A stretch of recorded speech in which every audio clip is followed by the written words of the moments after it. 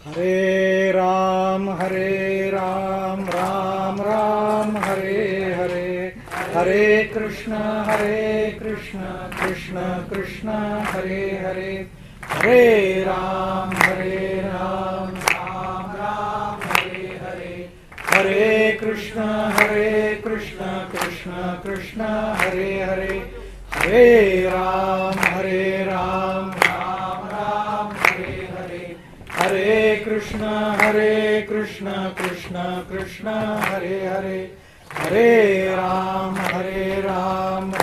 राम हरे हरे, हरे कृष्ण कृष्ण कृष्ण हरे हरे, हरे राम राम हरे हरे, हरे कृष्ण कृष्ण कृष्ण हरे हरे, हरे राम राम हरे हरे, हरे कृष्ण कृष्ण कृष्ण हरे हरे, हरे राम राम हरे हरे, हरे कृष्ण कृष्ण कृष्ण हरे हरे। अवधूत चिंतन श्री गुरुदेव दत्त।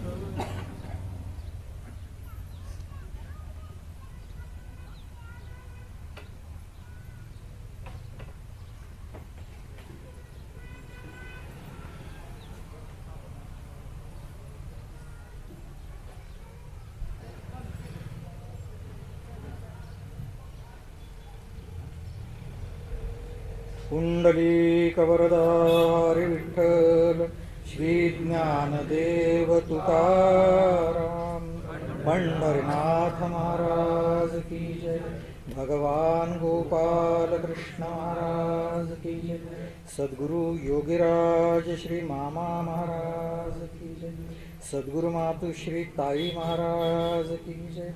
अवधूत चिंतन श्री गुरुदेव।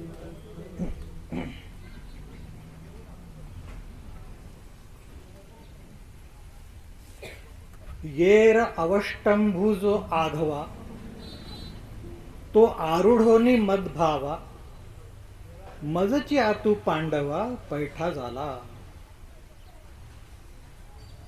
ज्या सद्गुरु भगवान श्री माऊलींच्या संजीवन समाधी सोहळ्यानिमित्त आपण इथे एकत्र जमलेलो आहोत, त्या माऊलींच्या भावार्थ दीपिका टीकेमधल्या 9व्या अध्यायातल्या 29व्या श्लोकावरच्या टीकेतली ही उभी आहे।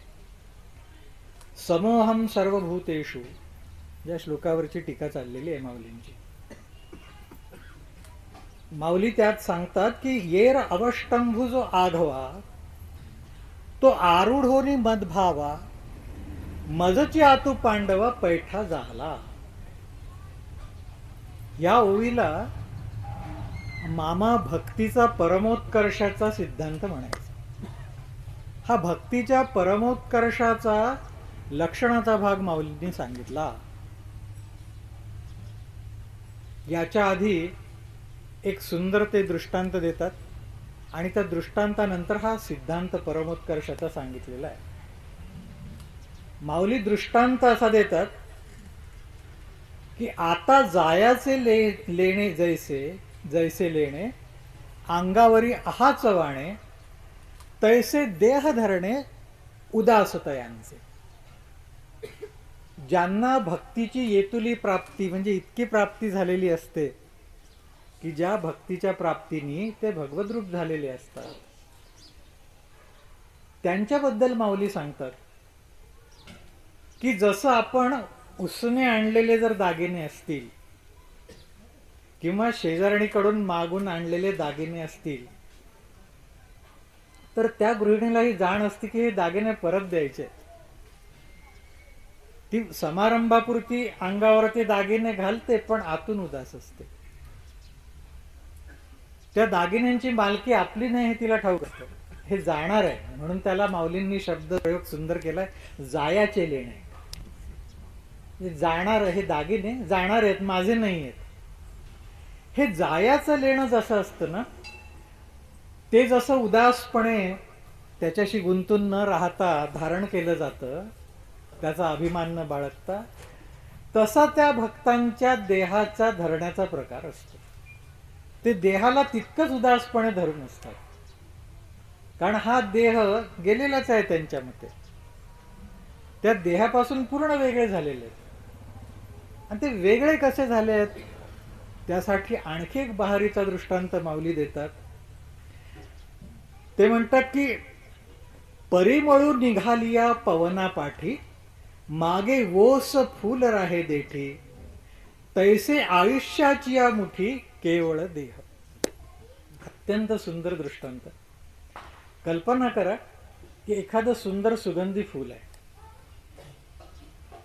वाऱ्याच्या लाटेने त्या फुलाचा सुगंध वाहून नेला जातो आणि उरतं काय तर केवळ फूल, आणि ते फूलही त्या झाडाच्या देठाला धरून राहिलेलं असतं. तसं ते म्हणतात की भगवत कृपेचा, सद्गुरु कृपेचा वारा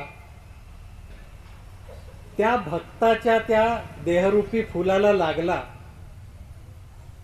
की त्यातला सुगंध तो वारा अलगद बाजूला काढतो. त्या भक्ताच्या देहामध्ये जी जीवकला आहे, जीवन नावाचं जे काही सगळ्या कळा आहेत आतमध्ये, चैतन्य आहे, ते चैतन्य त्याला धरून असलेलं सगळं अलगद त्या वाऱ्याबरोबर जातं, ती शक्ती काढून नेते.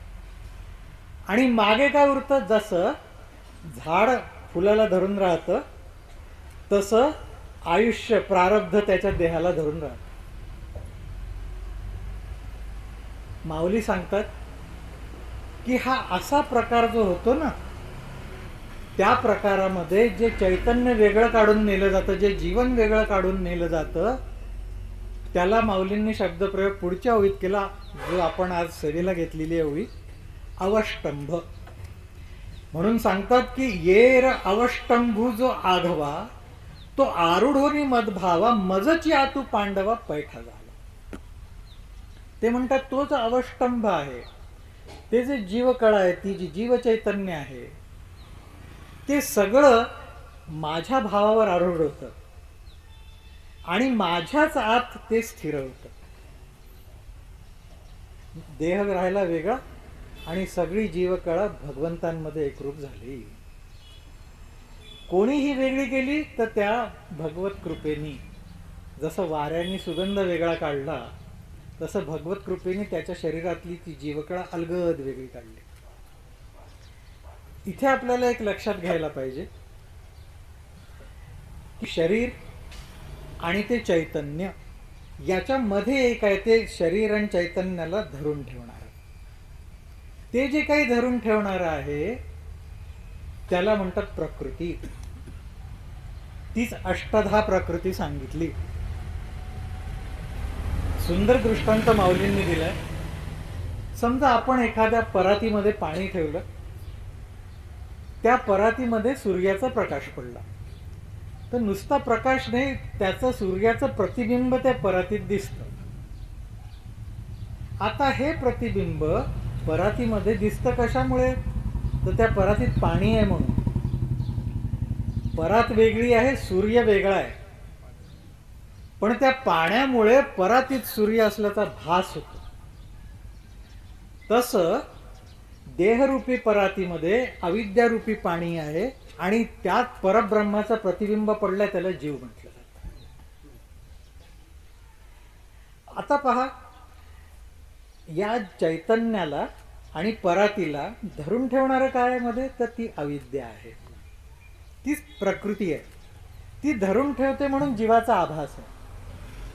आता ही अविद्या, ही प्रकृती जर नष्ट झाली, त्या पाण्याचं बाष्प झालं पूर्ण, तर कुठं गेलं प्रतिबिंब? ते बिंबात मिसळून गेलं, ते बिंबात निघून गेलं, परात वेगळी राहिली.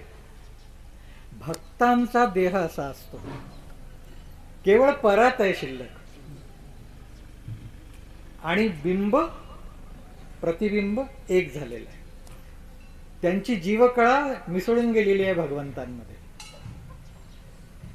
माऊली सांगतात की ही भक्तीची स्थिती जी येते ना, त्याला म्हटलंय एकांत धर्माची पराकुटी. श्रीमद भागवतामध्ये प्रथम स्कंधामध्ये एक सुंदर विभाग आलेला आहे. त्या प्रथम स्कंधाच्या 9व्या अध्यायामध्ये असा कथाप्रसंग आहे की युधिष्ठिरांना त्या सगळ्या युद्धानंतर खूप वाईट वाटलं की केवळ आपल्यासाठी म्हणून केवढा संहार झाला, आणि म्हणून त्याचं सांत्वन करून घेण्यासाठी आपल्या भगवंतांना सोबत घेऊन आणि सगळ्या आपल्या बांधवांना सोबत घेऊन भीष्म पितामह शरशय्येवर पडले होते. त्यांनी देहत्याग केलेला नव्हता. तिथे त्यांना हे सगळे भेटायला गेले आणि तिथे त्यांना प्रणाम करून युधिष्ठिरांनी आपली खंत व्यक्त केली. तर त्यांना जो उपदेश केलेला आहे भीष्म पितामहांनी, त्यात त्यांनी पहिली एक महत्वाची गोष्ट सांगितली. ते म्हणाले, अरे तुम्ही ज्यांना आपला सखा समजता, तुम्ही ज्यांना आपला हितकर्ता समजता, त्या अर्जुनाने तर त्यांना सारथी पण केलं आपलं. हे प्रत्यक्ष परब्रह्म आहे, हे अनादी सनातन असं परब्रह्म आहे. ते मनुष्य रूपाने तुमच्यामध्ये वावरत आहे, पण हे प्रत्यक्ष परब्रह्म आहे, मूळ परब्रह्म, आदी परब्रह्म आहे, हे मी जाणतो आणि हे त्यांच्याच कृपेने जाणतो. असा उपदेश करून ते भगवंतांना प्रार्थना करतात की देवा, मी देहत्याग करेपर्यंत माझ्या नजरेसमोर असेच राहा. आता दृष्टी पुढे ऐसा चितूर आहे, जो मी तुझं पाहे वेळोवेळा. मी तुमच्याचकडे बघून देहत्याग करेन. आणि असं वर्णन केलेलं आहे की त्यांनी आपलं सगळं मन एकत्र केलं, सगळीकडून काढलं आपलं मन, सर्व इंद्रियांमधून काढलं आणि ते मन भगवंतांच्या ठाई लावलं. वाणीनी स्तुती केली आणि ती स्तुती भगवंतांच्या ठाई लावली. दृष्टीने भगवंतांचं रूप बघता बघता त्या दृष्टीपाठोपाठ सगळ्या वृत्ती भगवंतांमध्ये लावल्या. आणि हे करताना त्यांनी भगवंतांना एक प्रार्थना केली, मोठी सुंदर प्रार्थना आहे. ते म्हणाले, देवा, मी माझी बुद्धी तृष्णारहित केलेली आहे साधनेने. माझ्या बुद्धीमध्ये कामना राहिलेल्या नाहीत काही, आणि अशी ही तृष्णारहित बुद्धी मी तुम्हाला समर्पित करतो. भाव असा होता त्यांचा की एखाद्या पित्यानी आपल्या कन्येचा सांभाळ करावा आणि ती वयात आल्यावर तिचा विवाह लावून द्यावा. तसं या बुद्धिरूपी तृष्णारहित बुद्धिरूपी अशा कन्येचा सांभाळ त्यांनी केला. आणि आता वेळ आली आहे तिचं योग्य ठिकाणी विवाह करून देण्याचं कार्य आलेलं आहे. आणि त्याला दुसरा वर भगवंतांशिवाय योग्य कोण? म्हणून ते प्रार्थना करतात की देवा, माझ्या या शुद्धमतीची तुम्हाला गरज नाहीये, पण जसं तुम्ही कधी कधी प्रकृतीचा अंगीकार करता आणि सृष्टी विस्तार करता, तसं हिचाही स्वीकार करा. मन बुद्धी भगवंतांच्या चरणी लावली, भगवंतांच्या प्रती अर्पण केली. आणि असा नियम आहे की तैसा मनोबुद्धी पाठी अहंकारू. मन आणि बुद्धी जिथे लय पावतात तिथे आपोआप अहंकारही लय पावतो. आता त्या मनामध्ये चित्ताचाही अंगीकार आहे, त्या चित्ताचाही भाग मनातच आलेला आहे. त्यामुळे अंतःकरण चतुष्टय पूर्ण लावलं भगवंतांमध्ये. ज्या वृत्ती राहिलेल्या होत्या ह्या वृत्तीच्या रूपाने दृष्टीच्या रूपाने भगवंतांमध्ये लावल्या. आणि वर्णन केलेलं आहे महाभारतकारांनी, भागवतकारांनी, की ते भीष्म पितामह पाहता पाहता भगवंतांमध्ये विलीन झाले. त्यांचे प्राण भगवंतांमध्ये विलीन झाले. कारण ब्रह्मसूत्रांमध्येही सांगितलेलं आहे की जो ब्रह्मज्ञानी असतो, जो भगवत भक्त असतो, त्याचे प्राण उत्तीर्ण होत नाहीत, प्राण बाहेर पडत नाहीत, कारण त्याला लिंगदेहच उरलेला नसतो. त्याचे प्राण हे परब्रह्मातच विलीन होतात. तसे भीष्म पितामहांचे प्राण परब्रह्मात विलीन झाले पाहता पाहता. ही जी प्रक्रिया आहे, हीच प्रक्रिया या ओवीमध्ये माऊलींनी सांगितलं की येर अवष्टंभू जो आघवा तो आरूढोनी मदभावा मजची आतू पांडवा पैठा झाला. तो जो अवष्टंभ राहिला होता, देहाहून तर कधीच वेगळे झाले होते ते, पण जो अवष्टंभ राहिलेला होता तोही भगवंतांमध्ये मिसळून गेला. अवष्टंभचा एक अर्थ अडथळा असा आहे, पण माऊलींना तो अर्थ इथे अभिप्रेत नाही. माऊलींनी अवष्टंभ शब्दाचे प्रयोग उर्मी, स्फुरण अशा अर्थांनी केलेला आहे. आता देह जेव्हा धारण केला जातो, तो जीव जेव्हा देही होतो, देहामध्ये येतो, तेव्हा त्या जीवाबरोबर त्याची इंद्रिय पण असतात. त्या सर्व ज्ञानेंद्रिय कर्मेंद्रियांच्या मार्फत त्याची मनबुद्धी प्राण कार्य करत असते.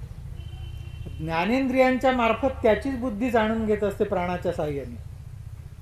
आणि हा त्या परमात्म्याच्या प्राप्तीतला अडथळा आहे, म्हणूनही त्याला अवष्टंभ म्हटलेलं. इथे ज्याला अवष्टंभ म्हटलं, तो अवष्टंभ सर्व ज्ञानेंद्रियांच्या वृत्ती, सर्व कर्मेंद्रियांच्या स्फूर्ती आणि प्राण, हा सगळा अवष्टंभ आहे. याच्यामध्येच वासना आहेत, आणि त्या वासनेने ते परमात्मा स्वरूप जीव आपला विसरून तो जीव म्हणून स्वतःला म्हणून घेतोय. ही सगळी अविद्या, त्यात पडलेलं चैतन्य आहे, त्या चैतन्याचं प्रतिबिंब आहे. हा सगळा अवष्टंभ आहे. हा अवष्टंभ त्या भगवत स्वरूपात मिसळला. महाभारतामध्ये युधिष्ठिरांनाच उपदेश करताना भीष्म पितामहांनी फार एक सुंदर उपदेश केला. कृष्णव्रतः कृष्ण मनुस्मरंतो रात्रौ च कृष्णं पुनरुत्थिताये ते कृष्ण देहाः प्रविशन्ति कृष्णं आज्यम यथा मंत्रहुतम हुताशे. ते म्हणतात, जे भक्त कृष्णव्रती आहेत, रात्रंदिवस कृष्ण नामाचा व्रत ज्यांनी घेतलेला आहे, असे जे ते कृष्णव्रती, कृष्ण मनुस्मरंतो, ते सतत भगवंतांचं स्मरण करतात. रात्रौ च कृष्णम, रात्री निसताना देखील कृष्णनाम, झोपेतही कृष्णनाम चालतं, जागृती स्वप्ने पांडुरंग, स्वप्नातही कृष्णनामच आहे, सुषुप्तीतही कृष्णनाम आहे, जागृतीत तर आहेच आहे. रात्रौ च कृष्णम पुनरुत्थिताय, जागृत झाल्यावर देखील उत्थित झाल्यावरही परत नामच मुखात येते. आपण प्रयोग करून पहा. सतत जर नाम घेतलं झोपेपर्यंत, झोप येईपर्यंत, तर ज्या क्षणी जाग येते त्या क्षणी परत नाम मुखात येते.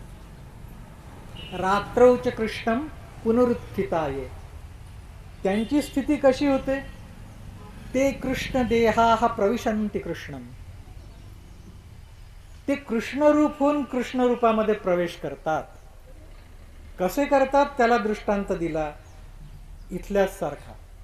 अवष्टंभू आघवा, आरूढ होऊन मदभावा. तसाच ते कृष्ण देहाः प्रविशन्ति कृष्णम आज्यम यथा मंत्रहुतम हुताशे.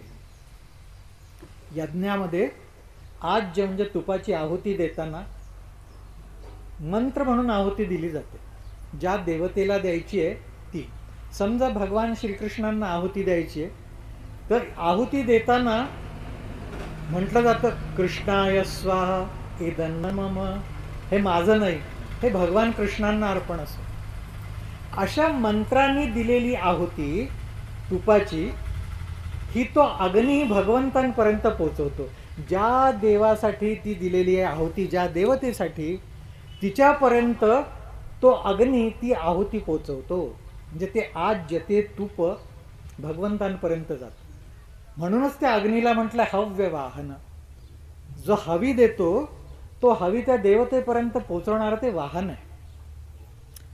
भीष्म पितामह म्हणतात की ज्याप्रमाणे ते आज्य मंत्रयुक्त हे अग्नीमध्ये आहुती दिल्यानंतर भगवंतांना पोचतं, तसं हे कृष्ण नामांनी स्वतःची आहुती त्या शक्तिरूपी अग्नीमध्ये, योगाग्नीमध्ये देतात, आणि तो योगाग्नी त्यांचं जीवत्व भगवंतांमध्ये पोचवतो.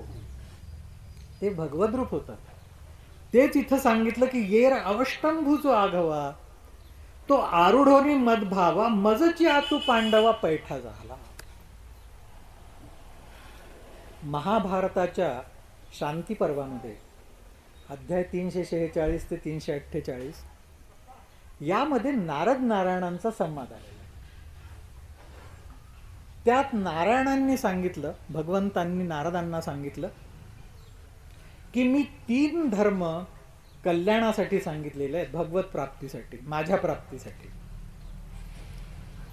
ते 3 धर्म कुठले? पहिला धर्म सांगितलाय त्याला म्हणतात यती धर्म, जे संन्याशांनी पाळायचा धर्म, की जो धर्म पाळल्याने संन्याशी भगवत रूपात मिसळतात.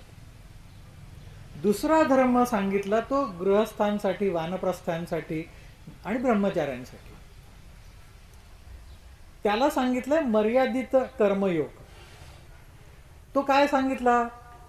तर म्हणाले की परमेश्वराची आज्ञा समजून परमेश्वराप्रीत्यर्थ जे यज्ञ वगैरे, पितृ देवता कर्म, पितृकर्म, नित्य नैमित्तिक कर्म केलं जातं, ते करणं हा कर्मयोग, तो दुसरा धर्म सांगितला.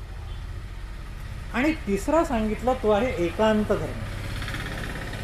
एकांत धर्म याचा अर्थ परमेश्वराची, भगवंतांची निस्सीम भक्ती. आता हे जे 3 धर्म सांगितले त्यात भगवान नारायणांनीच पुढे असं सांगितलंय, स्पष्ट केलंय की म्हणाले यातले पहिले जे 2 धर्म आहेत ते भगवंतांनी, भगवान श्रीकृष्णांनी हरिगीतेत म्हणजे भगवद्गीतेत समास पद्धतीने सांगितले, आणि तिसरा धर्म मात्र विस्ताराने सांगितला. आता एखादं तत्वज्ञान सांगण्याच्या ह्या 2 पद्धती आहे. एकाला म्हणतात समास पद्धती आणि एकेला म्हणतात व्यास पद्धती. समास पद्धती याचा अर्थ तो विषय थोडक्यात सांगणं. जसं 5व्या अध्यायाच्या शेवटी अर्जुनाची उत्सुकता पाहून भगवंत सांगतात, तो काहीसो नाम योगू तयाचा कवण उपेगू किंबहुना अधिकार प्रसंगू कवणा येथ. तो योग काय आहे, त्याचा उपयोग काय आहे, त्याचा अधिकार कोणाला आहे, हे ते म्हणतात तू पुससी तरी भले संक्षेपे सांग. तुला संक्षेपाने सांगतो. आणि 5व्या अध्यायाच्या शेवटी थोडक्यात त्यांनी तो सांगितला, आणि त्याची उत्सुकता बघून तो विस्ताराने 6व्या अध्यायात सांगितला. हा जो सांगितलेला प्रकार आहे तो काय सांगितला त्यांनी? तो एकांत धर्म सांगितला. आता भगवंतांनी भगवद्गीतेमध्ये मुख्य विषय काय सांगितला या बाबतीत अनेकांची अनेक मते. जसं टिळकांचं म्हणणं आहे की कर्मयोगच सांगितला त्यांनी. काही मंडळी म्हणतात नाही, ज्ञानयोगच त्यांनी सांगितला.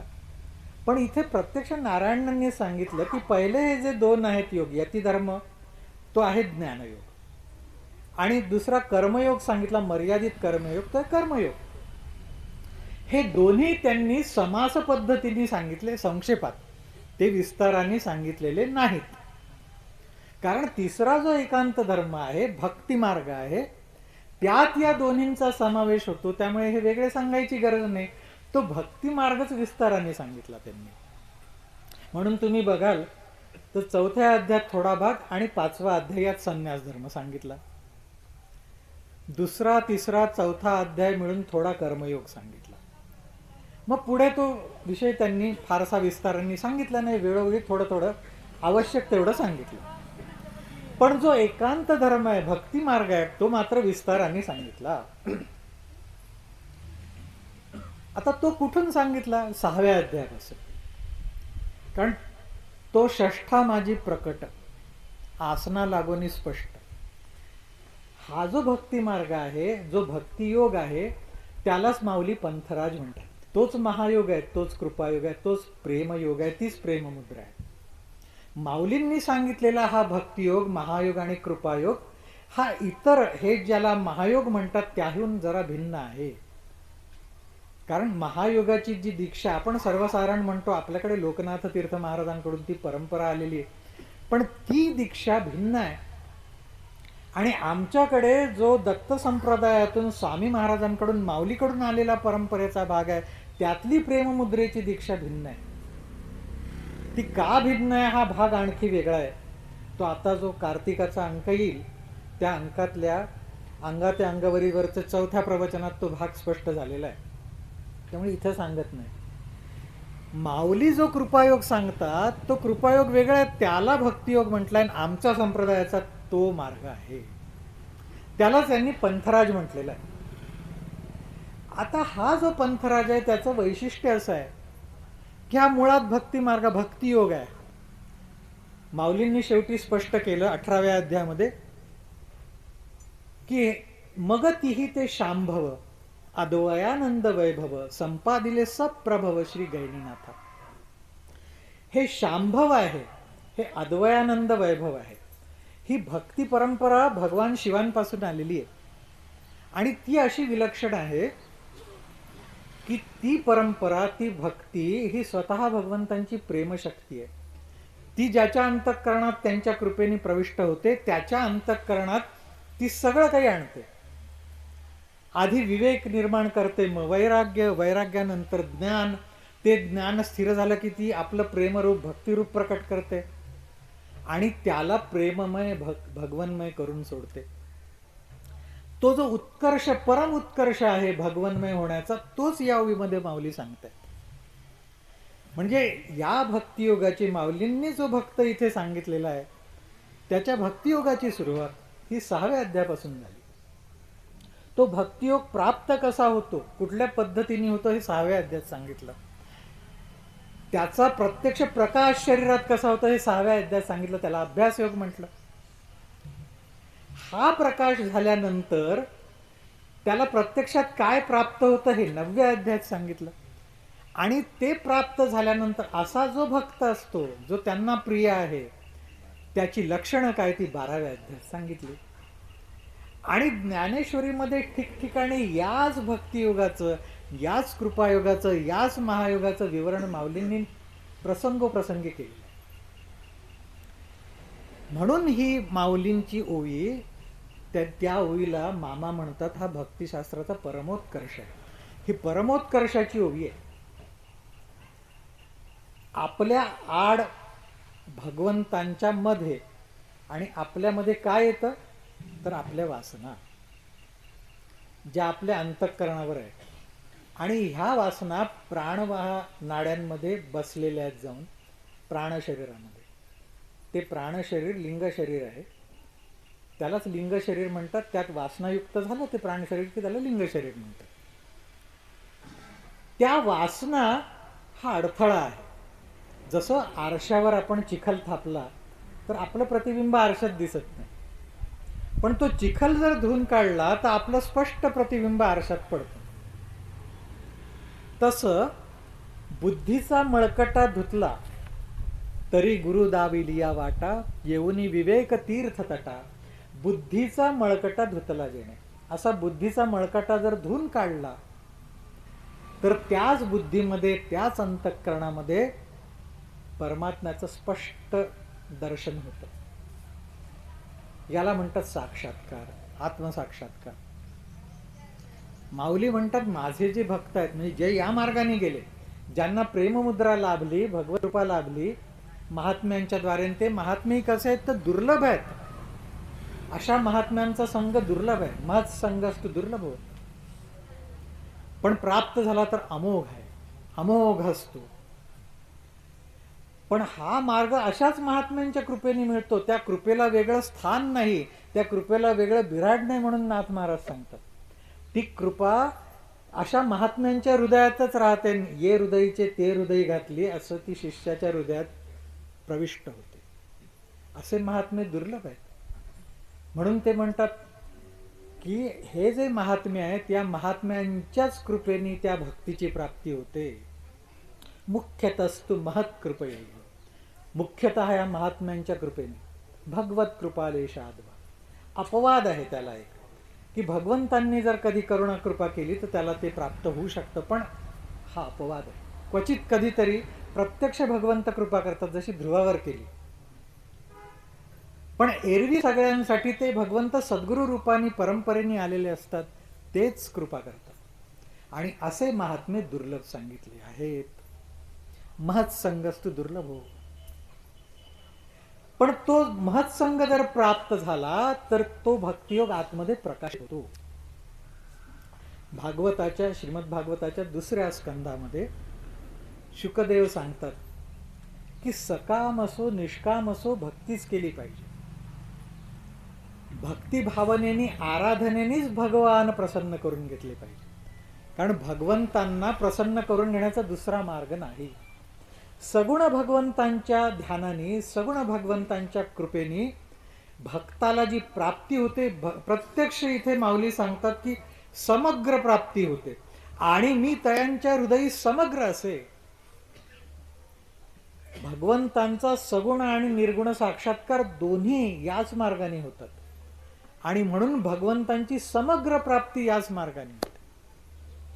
नुसता ज्ञानयोगाने जर गेला, भावनाच करत गेला, तर ध्यान देखील होणं कठीण आहे. कारण पंचदशीमध्ये ध्यानदीप प्रकरणामध्ये विद्यारण्य स्वामी सांगतात की केवळ ज्ञानाने द्वैत जात नाही, द्वैतभाव जात नाही, तो ध्यानाने जातो. म्हणजे ज्ञानयोगाला योगाची गरज आहे. परत योगाशिवाय तो ध्यानाचा विषय असल्यामुळे परमात्मा, त्या परमात्म्याचं ध्यान होत नाही. नुसत्या भावनेने त्याला धरू शकत नाही तुम्ही. पण माऊली सांगतात की तुम्हाला ज्ञानाची गरज नाही, ध्यानाची गरज नाही, केवळ सद्गुरु कृपेची गरज आहे. त्या कृपेपाशी सगळं येतं. भक्तीने चालविले हाती, मागोनी ज्ञान वैराग्य येते. त्या भक्तीने एकदा त्याला चालवलं ना साधकाला हाती धरून, की ज्ञान वैराग्य आपोआप त्यांच्या मागोमाग येतात. ही भक्ती सद्गुरु कृपेनंतर, दीक्षेनंतर अंतःकरणामध्ये सद्गुरु भक्तीच्या रूपाने किंवा भगवत भक्तीच्या रूपाने प्रकाशित होते. तोपर्यंत ती प्रकाशितही होत नाही. आणि ती प्रकाशित कशी होते, तर ती अधिकारी पाहून होते. एक फार सुंदर कथा मामा सांगायचे की एक महात्मा होते. त्या महात्म्यांपाशी उपदेश त्यांनी करावा म्हणून किंवा त्यांचा बोध ऐकावा म्हणून लोक जमा व्हायचे. तर एकदा त्यांचा बोध ऐकण्यासाठी बरीच मंडळी जमा झाली. त्यांचा एक पट्ट शिष्य होता. तो म्हणाला, महाराज तुम्ही सगळ्यांना तर सारखाच उपदेश करता, पण तरी हे ऐकून काही जणांच्या मनामध्ये आपणही भगवत भक्ती करावी असा भाव निर्माण होतो. काही जणांना काहीच वाटत नाही. आणि काही जण तुमच्या चरणांच्या आश्रितच होऊन राहतात एकदम. हे असं का? तर ते म्हणाले, याचं कारण आहे इथे अधिकारी भेद आहे. प्रत्येक जण पूर्वजन्मांमध्ये काहीतरी कर्म करून, चांगलं करून शुद्ध पुण्य घेऊन आलेलं आहे. आणि या शुद्ध पुण्यानुसार त्याचा अधिकार होतो. हे अधिकारी 4 प्रकारचे: अतिमंद अधिकारी, मंद अधिकारी, मध्यम अधिकारी, उत्तम अधिकारी. आता हे कसे असतात त्याला समजून सांगण्यासाठी त्यांनी एक सुंदर उदाहरण दिलं. ते म्हणाले, अरे एखादा गाढ झोपेत असे गाढ झोपेत आहे तो, त्याला हलवून गदगदा हलवलं त्याला, जागा केलं तरी तो जागा होत नाही किंवा जागा व्हायची इच्छा नसते त्याची. याला म्हणतात प्रापंचिक जन. संत महात्मे त्यांना खडबडून जागा करण्याचा प्रयत्न करतात. अरे या माया निद्रेत कुठपर्यंत राहणार, या भ्रमात कुठपर्यंत राहणार, जगाच्या जागे व्हा, या भ्रमातून बाहेर या. पण त्यांना हे न पुसत होते. अरे कुठे आम्ही तुम्हाला विचारलं. जसं तो धृतराष्ट्र की धर्मक्षेत्रे कुरुक्षेत्रे समवेतायुः सभा मामकाः पांडवाश्चैव किम कुर्वत संजय. तो संजय जेव्हा बाकीचं सांगायला जातो, ते भगवंतांनी सांगितलेलं ते म्हणतात हे न पुसत होते. मी पुत्रांबद्दल विचारलंय म्हणून माऊली म्हणतात पुत्र स्नेह मोहितू. धृतराष्ट्र असे पुसत होते. तसे आपण प्रपंच स्नेह मोहितू. आम्हाला परमार्थाची चाडच नाहीये. कोणी किती सांगायला गेलं आम्हाला काय घेणं. आम्ही आमच्या प्रपंचात आनंदी आहोत. जेव्हा कर्माने दुःखच दुःख वाटायला येतं तेव्हा मग देवाची आठवण होते.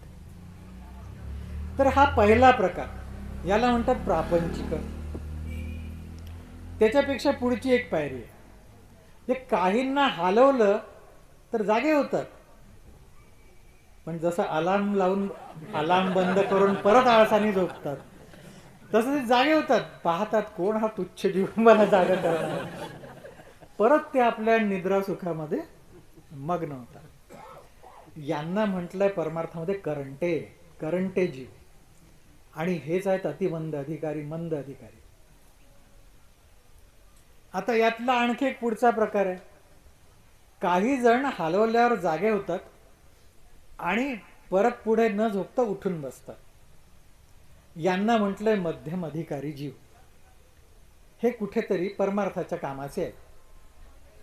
याप्रमाणे जे जीव की संतांनी जागं केलं, जागे होतात. त्यांना मग कळायला लागते का रे खरंच हे सांगतात ते खोटं नाही. संतांनी आपल्या समोर येऊन थापा मारण्याची काय गरज आहे त्यांना. ते आपला अनुभव सांग, त्यांना काही घेणं नाही आपल्यापासून. निस्वार्थ बुद्धीने एखादा जेव्हा सांगतो ते खरंच सांगतो तळमळीने.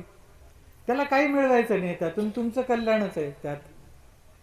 तर असेल बाबा काहीतरी यात अर्थ आहे असं म्हणून जो जागा होतो, जागा राहतो, त्याप्रमाणे करण्याचा प्रयत्न करतो, तो मध्यम अधिकारी.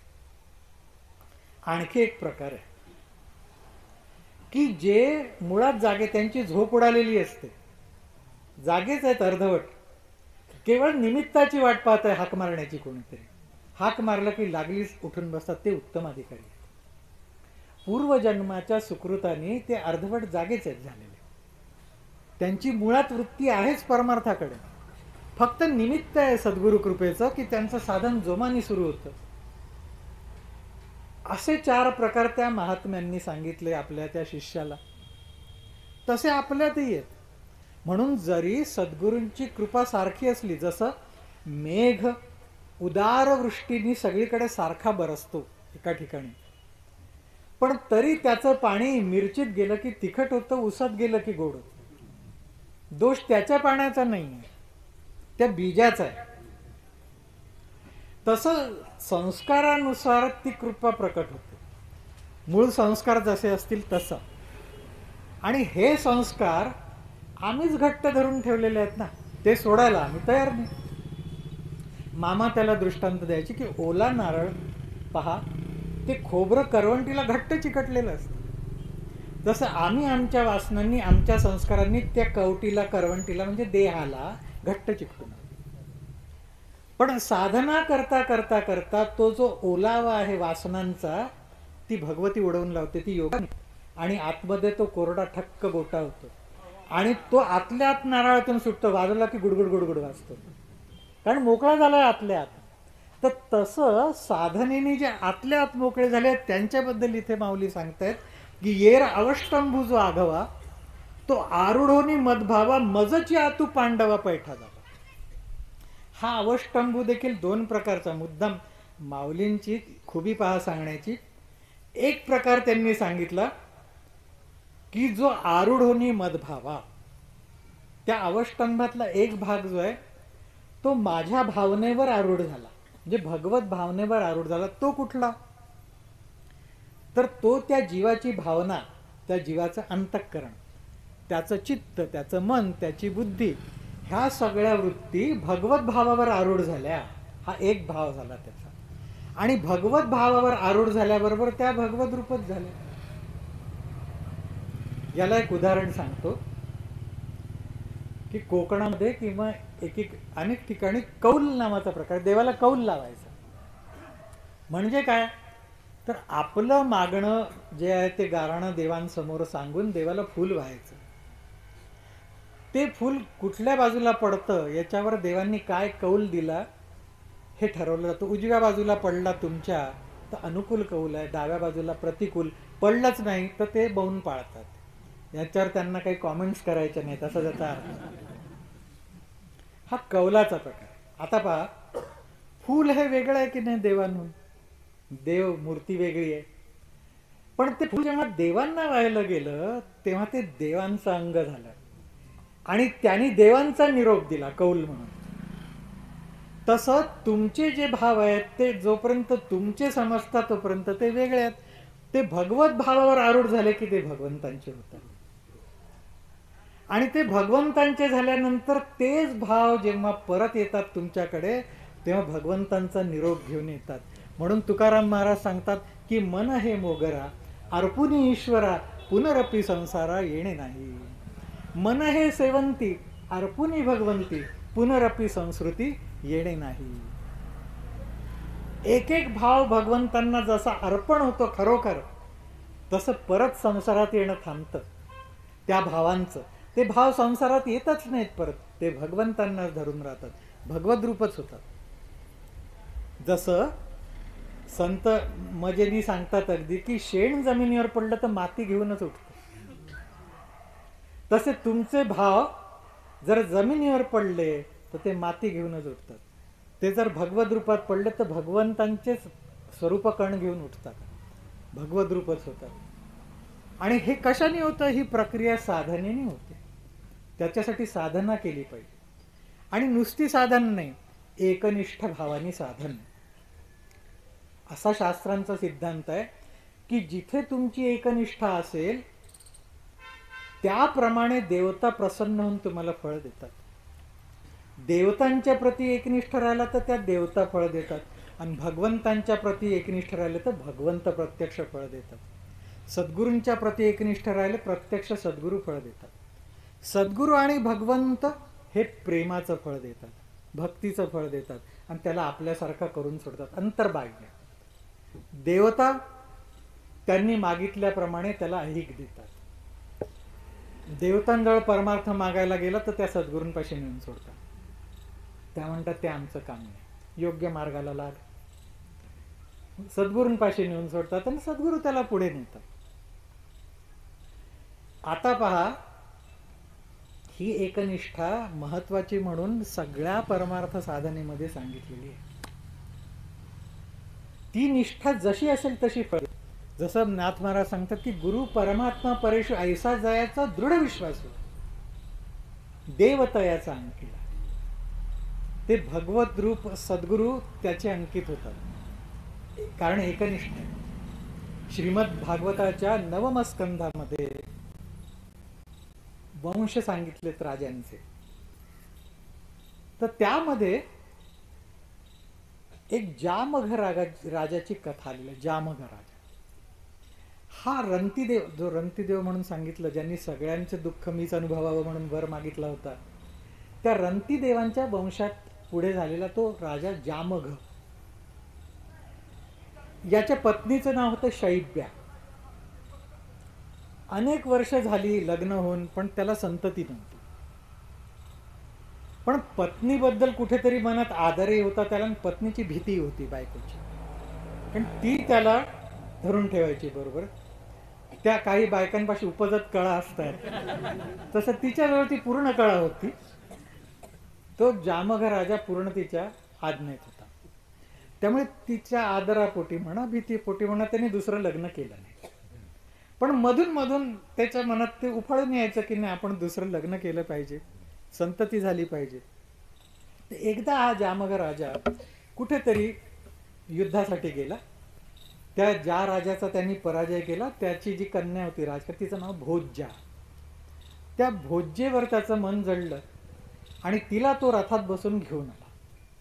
तर ते महालात जेव्हा तो रथ आत प्रवेशला, वरच्या सौधातून, त्या गच्चीतून, टेरेसमधून ती शैब्या बघते. ती बघते त्या रथाशेजारी जिथे नेहमी मी बसते तिथे ही कोण मुलगी बसलेली. म्हणून तिथूनच ती विचारते त्याला की माझ्या बसण्याच्या जागेवर हिला कोणाला बसवलाय, कोण सवत आणली तुम्ही? राजा आतून चळचळ कापायला. आणि आता काय उत्तर द्यावं, तर तो म्हणाला, नाही, तुझी सून करायची आहे हिला म्हणून आहे. आता ती म्हणाली, पहा मी वंध्य आहे, मला पुत्र नाही, बरं मला कोणी सवतही नाही, त्यामुळे तुम्हाला मुलगा असण्याचं कारण नाही, आपण दत्तक घेतला नाही कोणी, त्यामुळे सून कोणाची करणार. हा एकदम भानावर आला. पण आता तो बोलून तर गेला खरा. त्यांनी देवतांची प्रार्थना केली आणि तो म्हणाला, जरी आज आपल्याला पुत्र नसला तरी मी तुला वचन देतो की तुला जो पुत्र होईल त्याच्याशी तिचं लग्न मी करेन. ही तुझीच पुत्रवधू, तुझीच सून. त्याची ती पत्नीबद्दल ती निष्ठा बघून वैश्वेदेव, विश्वेदेव आणि पितृदेवता प्रसन्न झाल्या आणि त्यांनी आशीर्वाद दिला त्या शैब्याला आणि तिला गर्भ राहिला. पुढे तिला पुत्र झाला, त्याचं नाव ठेवलं विदर्भ, आणि त्या पुत्राशीच या भोज्याचं लग्न झालं. आता पहा, पत्नीवरच्या निष्ठेने एवढं फळ मिळालं. सर्व पतिदेवांनो हे लक्षात घ्या, हा संसार सुखवण्याचा महामंत्र आहे. पत्नीवरच्या एकनिष्ठेने केवढं मोठं फळ त्या राजाला मिळालं, तर भगवंतांच्या एकनिष्ठेने काय फळ मिळेल सांगा. ते फळ भगवद्रूप होण्याचंच आहे. म्हणून माऊली इथे सांगतात की येर अवष्टंभू जो आघवा तो आरुढोनी मद भावा. आता दुसरा भाग सांगतात, मजची आतू पांडवा पैठा झाला. एक भाग होता अंतःकरणाच्या वृत्तींचा, तो माझ्या भावावर आरूढ झाला आणि माझ्यात मिसळला. आता दुसरा भाग आहे तो प्राणांचा. कारण प्राणही वासनांना धरून आहेत आणि अंतःकरणही वासनांना धरून आहे. त्या दोघांनी त्या वासनेचा एक हात धरलाय, प्राणांनी एक धरलाय अंतःकरणाने. आता अंतःकरणाचा हात सोडवला, पण प्राणांचा हात आहे धरलेला त्या वासनेने. त्यापेक्षा वासना वेगळी कशी होणार. तर म्हणून इथे सांगतात की मजची आतू पांडवा पैठा झाला. इथे पांडव हा शब्द सांगितलाय. पांडव म्हणजे पंचप्राण, 5 प्राण आणि त्यांचे उपप्राण. उपप्राणांची गणना पांडवांमध्येच होते, 5च प्राण. हे 5 प्राण मजची आतू, ते मदभावावर आरूढ होत नाहीये, ते भगवंतांमध्ये आत प्रवेश करतात. आत कसे प्रवेश करतात, तर हे प्राण शक्तीमध्ये मिसळतात. कारण प्राण हे शक्तीची स्फूर्ती आहे. जसं पाण्यावर तरंग उठतात तसे शक्तीवर उठलेले तरंग म्हणजे ते प्राण आहेत. ही प्राण हे शक्तीची स्फूर्ती आहे. तर तरंग लोपला की जसं पाणी एक होतं, तसं त्या भगवतीचा प्रपंचाभिमुख जो संकल्प आहे तो संपला की ते पाणी परत पाण्यात मिसळते, ती शक्ती होते. म्हणून हे प्राण देखील शक्तीमध्ये मिसळतात. आणि शक्ती ही परब्रह्माचा भाग आहे. कारण तो परब्रह्म हे सच्चिदानंद घन आहे, सच्चिदानंद रूप आहे. ते त्यातली चित्त म्हणजे शक्ती आहे. तर त्या चित्तमधनं ते प्राण त्या सच्चिदानंदात प्रवेश करतात, परब्रह्मात प्रवेश करतात. म्हणून माऊली सांगतात की मजची आतू पांडवा पैठा झाला. माझ्या आत शिरून तो पैठा झाला, म्हणजे स्थिर झाला. कुठे, तर माझ्यात. म्हणजे अवष्टंभाचे 2 भाग. कुठले 2 भाग, एक अंतःकरण, एक प्राण. हे दोन्ही वेगवेगळ्या रीतींनी भगवंतांमध्ये, त्या परब्रह्मामध्ये लय पावले. आणि आता मधली वासना, ती वासनाची झाली वासुदेव. कृपा जेव्हा सद्गुरूंची झाली तेव्हा त्या सद्गुरु कृपेने वासनेचा वासुदेव झाला. साधना करता करता करता ती वासना संपुष्टात आली आणि तिथे परब्रह्मच प्रकटत गेलं. भगवत प्रेमाचा आविर्भाव तिथे झाला. आणि असा आविर्भाव झाल्यावर काय झालं, तर वासनाच निघून गेली, वासनाच उरली नाही. मग आता काय झालं, तर देह वेगळा झाला. आणि देहात हा जो अवष्टंभ होता, जो त्या जीवचैतन्याला आणि देहाला मध्ये धरून ठेवणारा होता, तो अवष्टंभ सगळा भगवद्रूप झाला. त्यामुळे येर अवष्टंभू जो आगवा तो आरोढुनी मदभावा, मजची आतू पांडवा पैठा झाला. मग स्थिती काय झाली, जसं 5व्या अध्यायातून ते ऐसे कैसे नि जाहले, जे देहीचं ब्रह्मत्व आले. देही पण आहेत आणि परब्रह्म रूपही झालं. हे कसं झालं म्हणून पार्थ म्हणतो, विचारतो. तेच इथे पूर्ण झालेलं आहे. हा त्या भक्तीचा परमोत्कर्ष आहे. पण हा परमोत्कर्ष केव्हा होईल, तर सद्गुरूंनी दिलेल्या शक्तीनी आणि युक्तीनी साधन करू तेव्हा होईल. कारण जशी शक्तीची, कृपेची आवश्यकता आहे, तशी युक्तीची म्हणजे साधना पद्धती नीट समजून घेण्याची आवश्यकता आहे. आपण तिथे घोटाळा करतो. दीक्षा झाल्यानंतर त्यावेळेला सद्गुरूंनी काय सांगितलं, कशा प्रकारे साधना करायला सांगितले विसरून जातो. आपल्याच मनाने तिसरं काहीतरी करतो. त्यांनी सांगितलेलं करतच नाही, कुठेतरी काहीतरी वाचून ते करत बसतो. होणार नाही. माऊली म्हणतात संप्रदाय पांघरोनी, संप्रदाय समजून घ्या आणि संप्रदायाप्रमाणे जा. संप्रदाय याचा अर्थ शक्ती आणि युक्ती. शक्ती तर लाभलेली आहे, मग युक्ती समजून घ्या. कारण ही युक्ती अत्यंत महत्वाची आहे. व्यवहारात देखील युक्ती फार महत्वाची असते. मामा, ती युक्ती कशी महत्वाची असते यासाठी एक सुंदर मजेशीर कथा सांगायची. सातारा जिल्ह्यामध्ये प्रत्यक्षात ही घडलेली कथा आहे आणि लोककथा म्हणून तिथे प्रचलित आहे, कारण घडलेली आहे. त्या सातारा जिल्ह्यामध्ये एक गाव होता. त्या गावामध्ये एक सरदार होता मराठा. तो गावचा सरदार असल्यामुळे सरदारकी होती त्याच्याकडे, पंचक्रोशीवर त्याची सत्ता होती. त्याला एक मोठी हौस होती. त्यांनी मोठ्या मिशा वाढवल्या होत्या आणि तो मिशांना वर करून असा पिळ द्यायचा. बरं, हे आपलंच वैशिष्ट्य राहावं असं कोणी करू नये म्हणून त्यांनी गावभर फतवा काढला होता की कोणीही गावामध्ये मिशा वर करू नयेत आणि केल्या तरी त्याला पीळ मारू नये. फक्त तो अधिकार माझा. आता काय झालं, योगायोगाने त्या गावामध्ये धंदा करायला मारवाडातून एक वाणी आला. आता त्याला हे काही माहिती नाही की हा काय, म्हणजे याचा काय फतवा, त्याला काही माहित नाही. येऊन काहीच दिवस झाले होते, त्याला नुकतंच दुकान त्यांनी उघडलं होतं. तर योगायोगाने या मारवाडातले ती मंडळी मोठ्या मिशा ठेवतात, त्यांनी मोठ्या मिशा ठेवल्या होत्या.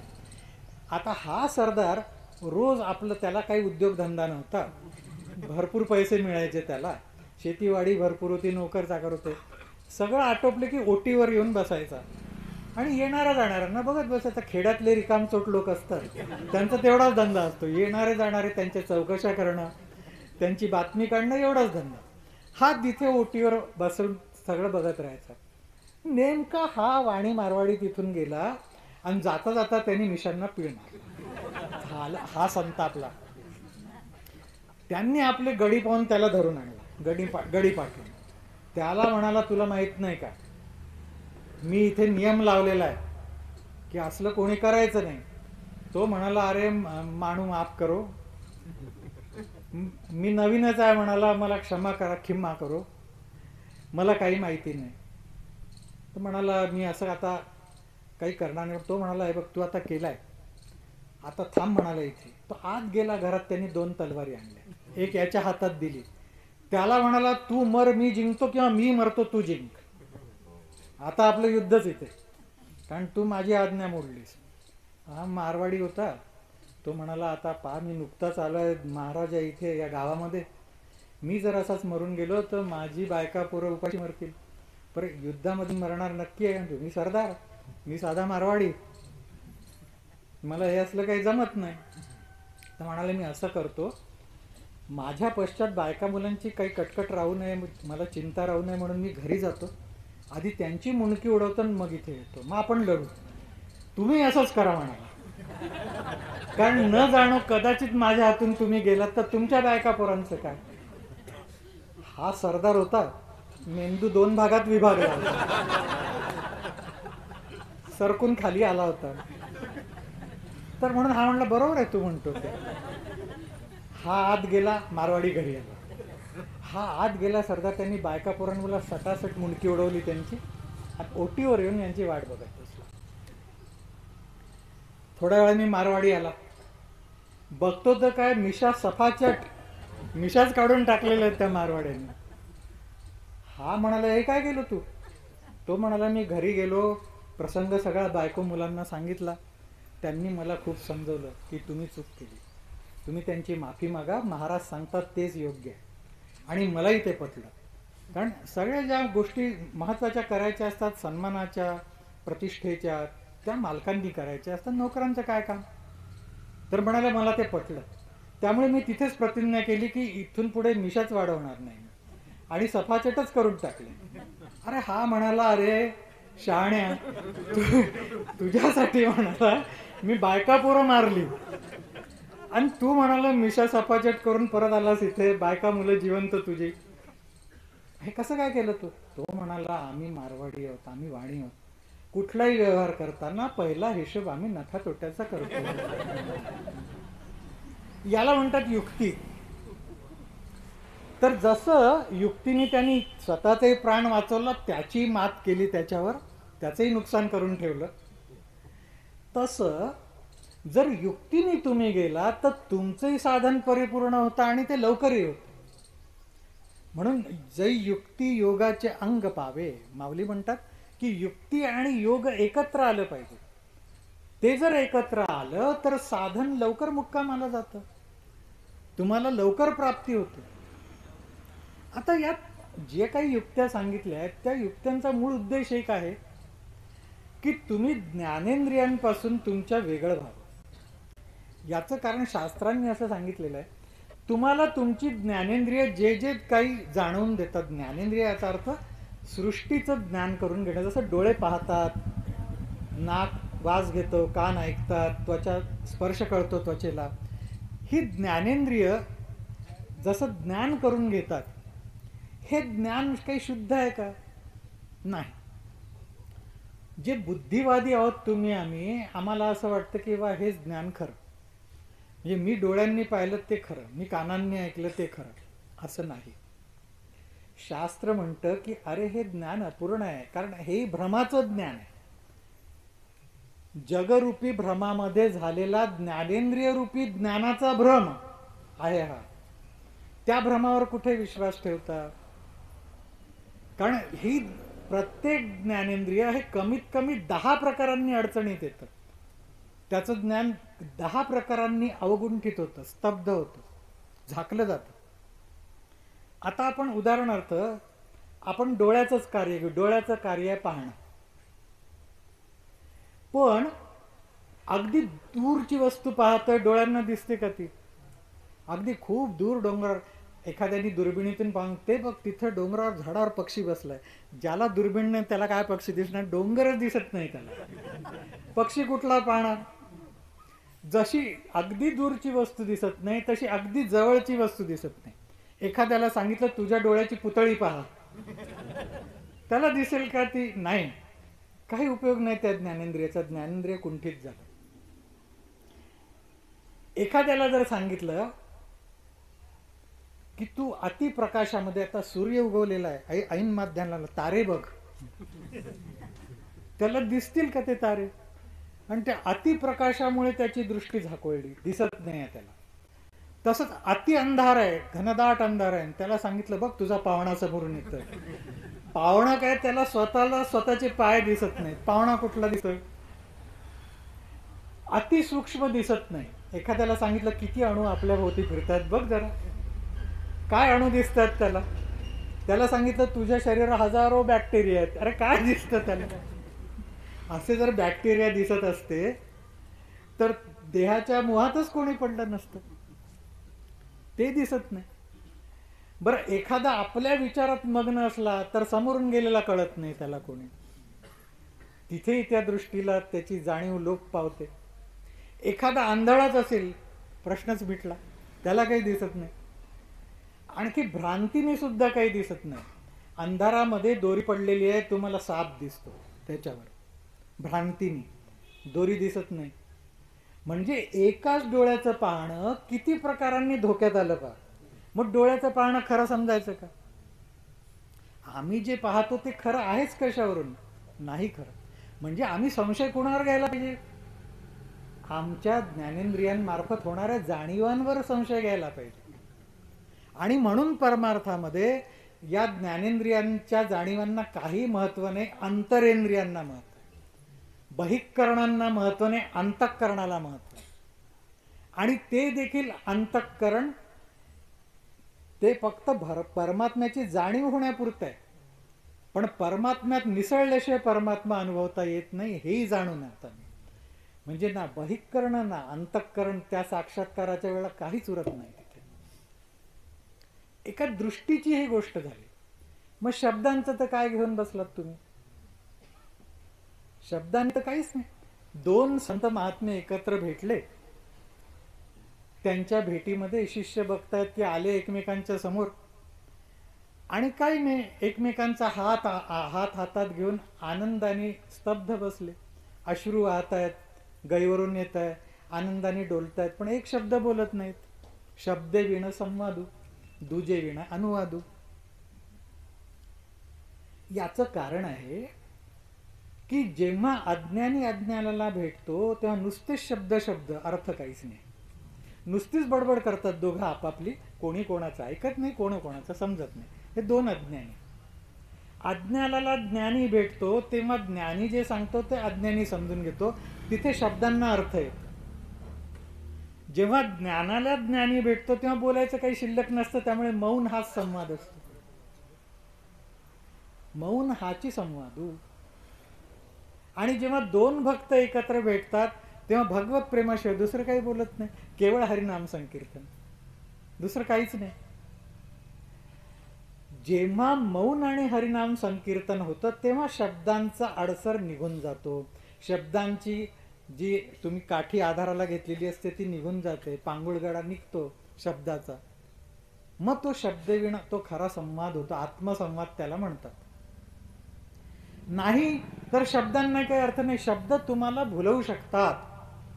म्हणजे तुम्ही एक बोलताय आणि हावभाव दुसरे केले तर त्याचे अर्थ बदलून जातात. एक गंमत सांगतो. आम्ही एक शिबिर होतं मुंबईला, ताई होत्या त्यावेळेला शिबिराला. ताईंचे काही अमेरिकेतले साधक त्या शिबिराला आले होते. एका साधकाची फ्लाईट जरा उशिरा होती, त्यात काही दोघं तिघ जण त्याला घ्यायला विमानतळावर जाणार होते. ते कार्यक्रम सुरू होता, ताईन मी बसलो होतो, ते ताईंपाशी आले, ताईंना नमस्कार करून म्हणले आम्ही जरा येतोच, विमानतळावर जाऊन येतो, एअरपोर्टवर. ताई म्हणाले काय रे काय काय, तो अमुक अमुक येतोय त्याला उचलायला चाललो पिकअप करायला, तर ते अमुक आहे त्याला उचलायला चाललं. आता याचा अर्थ काय होता, आपल्या समोर चारांनी खांदा दिलेलंच समोर येत, उचलायला चालले. आपल्या इकडे असं अनेकांची सवय असते, तो गेला, अरे कुठे गेला सांग ना. म्हणजे आपण म्हण अहो साहेब आहेत का, साहेब गेले, अरे फोनवर तर बोलले माझ्याशी, नाही नाही वर माडीवर गेले, अरे असं बोल ना, गेले. तुमच्या हावभावांनी अर्थ बदलतो. म्हणजे तुम्ही वाक्य बोलताना हावभाव जर बदलले तर अर्थ बदलतो, पूर्ण इकडून तिकडे जातो. मग ते शब्द तरी खरे, ते ऐकणारा तरी काय खरं आहे त्यातलं, काहीच खरं नाही. हा सगळा भ्रम आहे. या भ्रमातून आम्हाला बाहेर निघायचं. आणि या भ्रमातून काढणारं कोण आहे तर भगवती. ती भगवंतांची कृपाशक्ती, सद्गुरूंची प्रेमशक्ती, ती परंपरा शक्ती, तीच यातून बाहेर काढते. तीच अंतःकरणामध्ये प्रेमशक्ती म्हणून प्रविष्ट होते, तीच त्याच्या अंतःकरणात भक्ती म्हणून पैसा होते, आणि तीच त्याला भगवत रूप करून सोडते. वृंदावनामध्ये वृंदावनाची आरती आहे, त्या आरतीमध्ये एक पद आहे, मोठं सुंदर पद आहे. वृंदावनामध्ये सगळे भगवंतांचे भक्त, त्या मुक्तीला, नाहीतरी हे भक्त जे असतात संत, ते मुक्तीला तुच्छ मानतात. ते म्हणतात आमच्या भगवंतांच्या अंगणात अशा कितीतरी मुक्त्या नाचतात, अशा कितीतरी सिद्धी आमच्या भगवंतांचं अंगण सारवतात, आम्हाला काय घेणं त्याच्याशी. आम्ही बाप पकडलाय, बाप प्रसन्न झाल्यावर इतरांचं काय. तुम्हाला जर पंतप्रधानच एकदम प्रसन्न झाले तर गावच्या तलाठ्याचं काय काम. तर तसं आम्ही देवांना धरलेलं आहे. त्यामुळे म्हणाले तर वृंदावनामध्ये मुक्ती उदास झाली, माझी कोणाला किंमत नाही, कोणी मला विचारत नाही, मलाच आता मुक्त व्हायची पाळी आहे. म्हणून त्या आरतीमध्ये असं म्हटलंय की वृंदावन के धूल में मुक्ती पडी बिलखा आहे.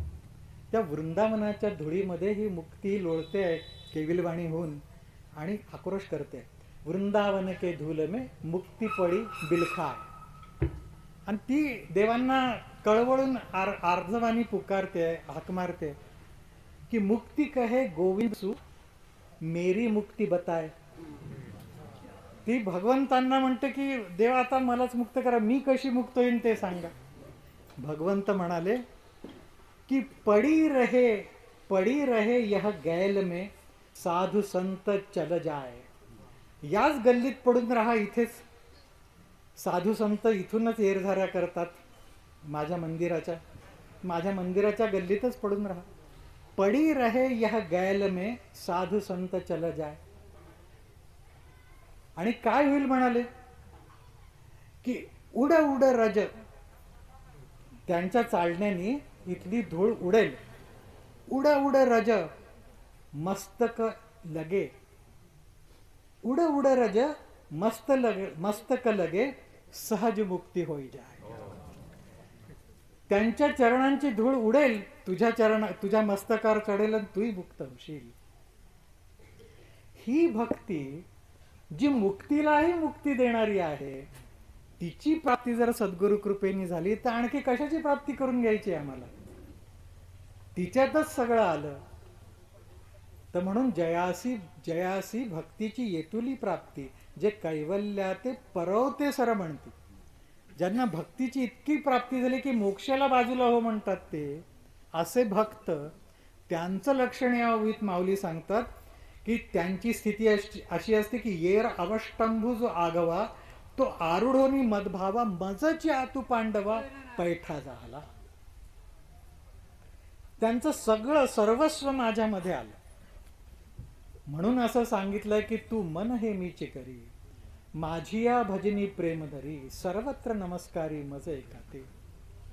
असं झालं ना की तू माझ्या स्वरूपातच येशील, माझ्यासारखाच होशील.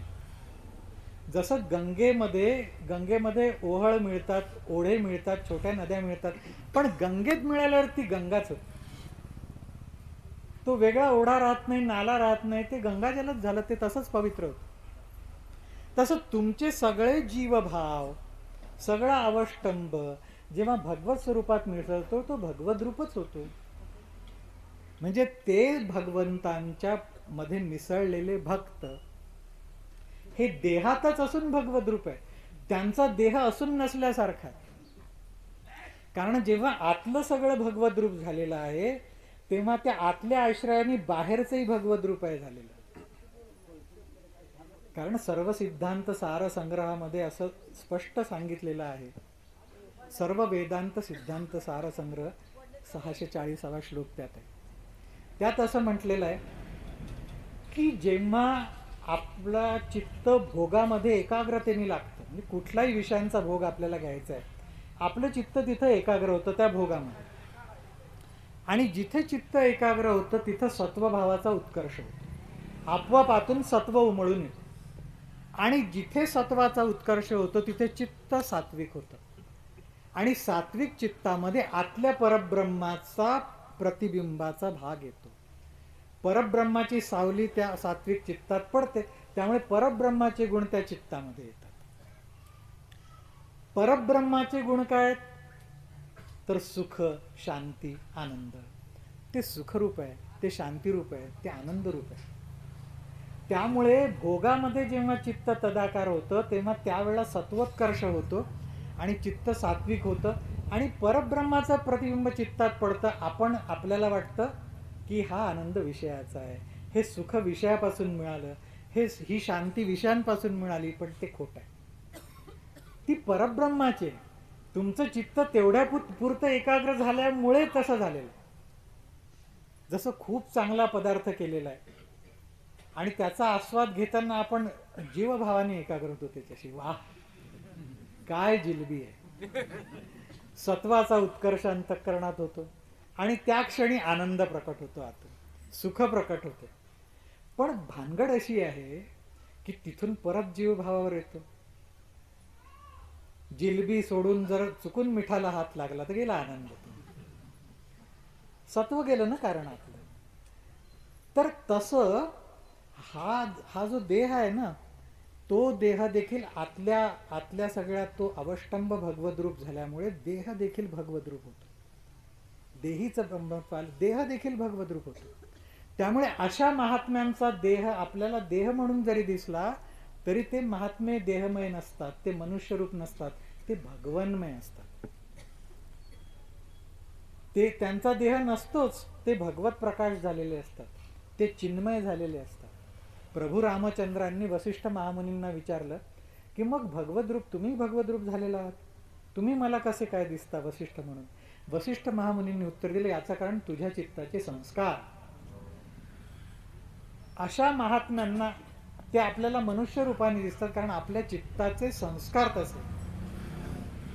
जर आपल्या चित्ताचे तसे संस्कार नसतील, चित्ताचे संस्कार निघून गेले तर ते आम्हाला ब्रह्मरूपच दिसतील. म्हणून ज्याचं चित्त शुद्ध झालेलं आहे, निर्मळ झालेलं आहे, त्याच्यासाठी गुरुर ब्रह्मा गुरुर विष्णू गुरुर्देवो महेश्वर गुरु साक्षात परब्रह्म. पण जोपर्यंत संस्कार आहेत तोपर्यंत गुरु मनुष्य रूप दिसतात, पण ते मनुष्य रूप नाहीत. म्हणून गुरु परमात्मा परेशु ऐसा जयाचा दृढ विश्वास, तो दृढ भाव असला पाहिजे.